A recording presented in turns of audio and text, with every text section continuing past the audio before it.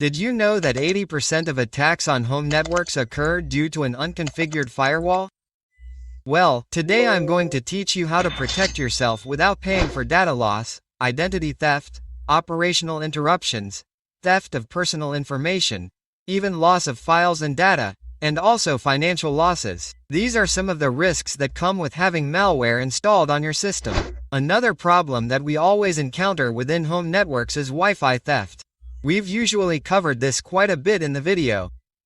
Obviously, we do what we can with the routers that are already there or the commercial routers that are used in home networks. But with a firewall you can also really apply security filtering and be able to avoid these types of situations. That's why today we're going to install and configure a completely free firewall. We're going to leave it ready and configured so that we can start configuring it soon. Okay, here I am on the pfsense or pfsense page. However, I am going to explain everything we are going to do through a topology. Remember that I really like to explain things in an illustrative way so that people can see and understand what we are going to do. See that here we have our pfsense or pfsense firewall.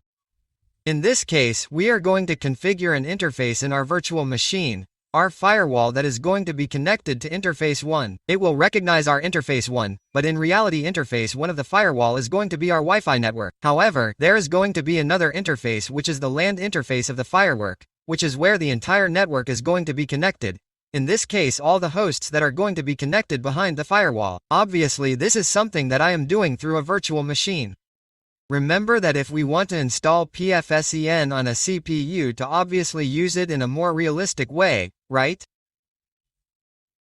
In a small business, what we normally see is that our router, or the business equipment, or our Wi-Fi router, in this case, will be behind the firewall and the firewall is the one pointing towards the network. In this case, there could be a modem here, which is the one that provides, the one that establishes the connection with the service provider. However, behind the firewall would be the router or the Wi-Fi router in this case, and all the hosts on the network would be connected to this router. Okay, in that sense, this is what we are going to see, we are going to do today. Okay, very good. Now let's go to the pfSEN page, which in this case I have here. Go to the psense.org or pfsense.org page, just like you have here, and you can go to the download tab.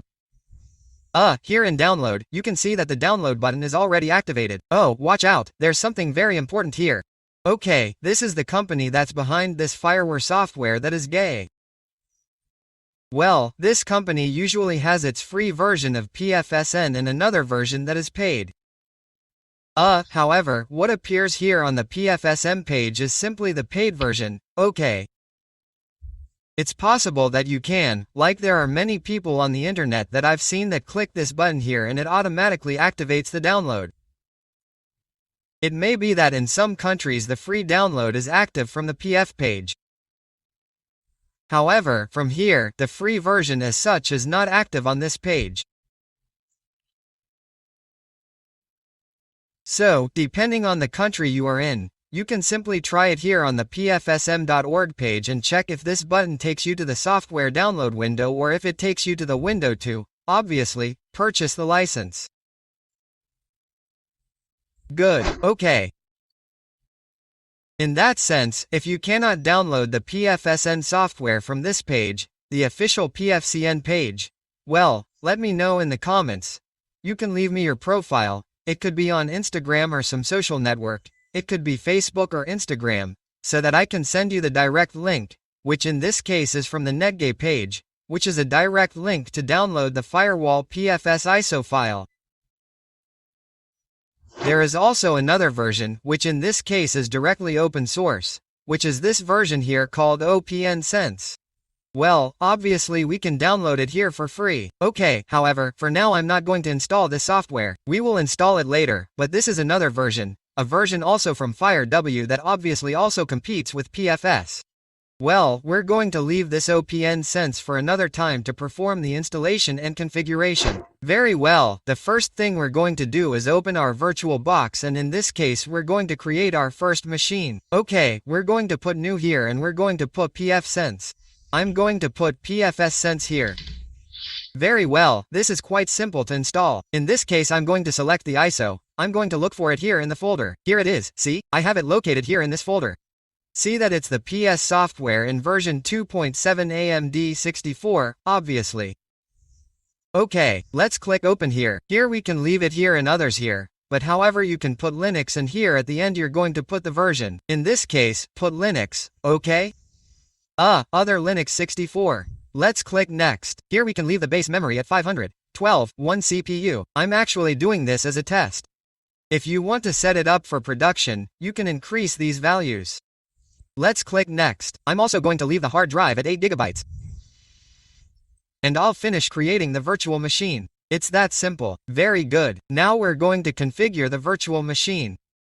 We're going to go here to configuration, and in Recapador it's going to be our adapter 1. That's why our adapter is going to be a bridge adapter. Okay. Here, you'll notice that I have the network interface of my local network. Okay. This is going to be a bridge adapter. This is the interface that our firewall is going to see, interface 1. Remember that interface 1 of the firewall is our Wi-Fi network. It's going to see it as interface 1. We're going to configure a second adapter, and we're going to set this second adapter as a host-only adapter. And in this case, I'm going to leave it here in VirtualBox adapter number 2. Okay, I'm going to leave it there. I'm going to click here on once this is configured. Now we're going to start the firewall to perform the installation.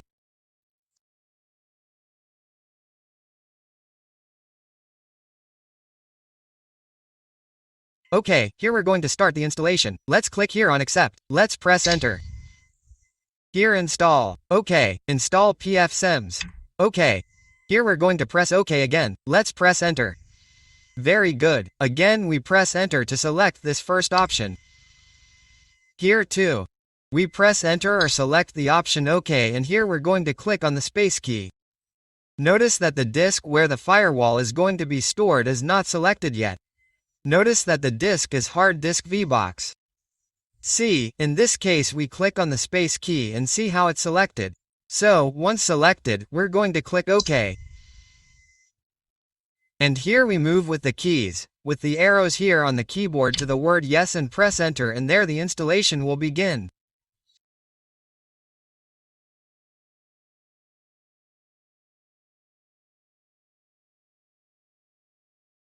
Here what we really have to do is close the machine, that is, turn it off. We can't click on reboot because we have to delete the .iso file, because if we do it will obviously restart and start the installation process again. So what we have to do is simply turn off the machine.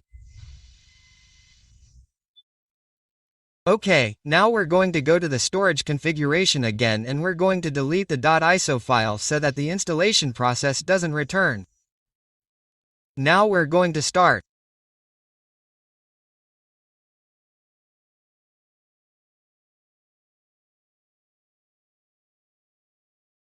Very good, here we've finished the installation process. You see that our firewall has already started. Now we're going to move on to the configuration process. You can see here how it has already taken the configuration of the 1, but we're not really going to configure the 1 interface, because remember that we have the 1 interface via DHCP.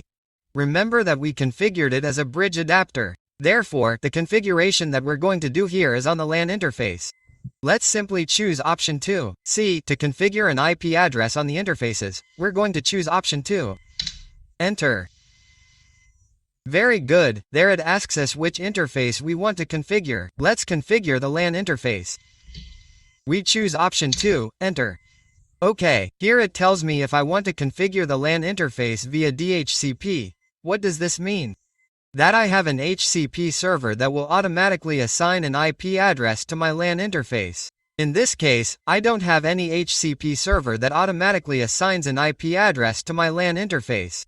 In this case, that's what happened with interface 1. My Wi-Fi router automatically assigned an IP address to interface 1, but I repeat, it was because we already had a bridge adapter. Okay, in this case I'm going to put it here, and I'm going to indicate that I don't want it to do the configuration via DHCP. Now it tells me to please enter the new IPv4 address and press enter. Very good, let's enter the address. In this case, I'm going to enter an address. I'm going to enter, for example, 10.0.0.1. Okay. Yes, I'm going to enter that address because it's easier. Well, maybe here. Well, it tells me what mask I'm going to use. Well, I'm going to enter here that this address is length 24. We press enter and here it tells me to please configure a gateway. In this case, we're not going to configure a gateway because the gateway we're going to use is going to be this gateway that's here, 100,001, which is the address of our firewall. Okay, let's press enter. Okay, now it asks me to please configure an IPv6 address via DHCP. In this case, I'm going to indicate no, because I don't have an HCP server to configure IPv6. It tells me to please enter a new IPv6 address.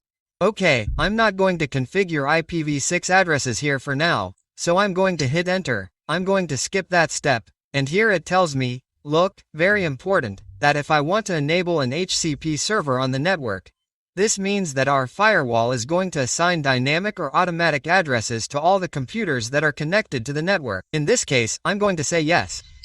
Enter. Okay, now it tells me what range of IP addresses you're going to assign to all your clients, so I'm going to put 10.0.0.2. That's going to be the initial range and the final range is going to be 10.0.0. In this case, I don't know, since it's a length of 24. Well, I'm going to put 200 up to 200. Enter. Okay. Another very important thing that we have to enable tells me if I want to enable the configuration through a server or through the HTTP protocol. That is, if I want to configure the firewall through the web browser. In this case, we are going to click yes because we are going to do it that way. Enter. And there it is already performing the configuration. Very good, here you have already done it and it tells me that in order to access my firewall configuration through the web browser I have to enter the address 10.0.0.1. It tells me to click enter to continue and there it would be ready. See that now it is giving the address 100,124 on the LAN. We already have our firewall ready and configured. Now we are going to perform the test. Okay, I am going to open a virtual machine, a Windows 7 that I have here. This Windows is the one that will be working. You remember in the topology this was the firewall and there was a host behind the firewall. Well, this is the host. This is Windows 7 that I am going to open in a moment. First we are going to do the configuration. Okay. First, let's go to the adapter. Well, here we have the adapter for our operating system, our host machine. In this case, the Windows 7 host only adapter, and we're going to use the same adapter that we configured for our firewall. Okay, now we're going to start our Windows 7 machine. Very good, here we've started our Windows. You can see that it's already connected, that is, firewall has already assigned it an IP address. Here, in this case, I'm going to configure it as a home network. Very good. Here, to check, I'm going to open CMD and do an IP config. And see how it has the address 10.0.0.2. Very good, let's open the browser here. Let's open Firefox and do the final test. Very good. Here we're going to open a new window and we're going to put 10.0.0.1 here.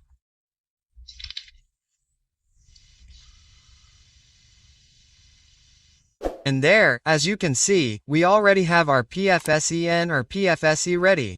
In this case, to be able to start our firewall for the first time, the configuration, we are going to enter our username, which in this case is admin. Admin, okay? And the default password is pfsense.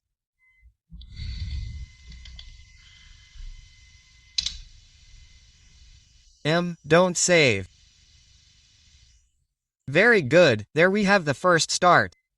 In this case, this is basically the initial configuration of our firewall. Well, my friends, that was all the video for today. In a future video we are going to start configuring our firewall.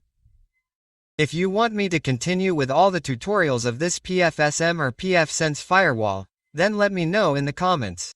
See you next time, bye.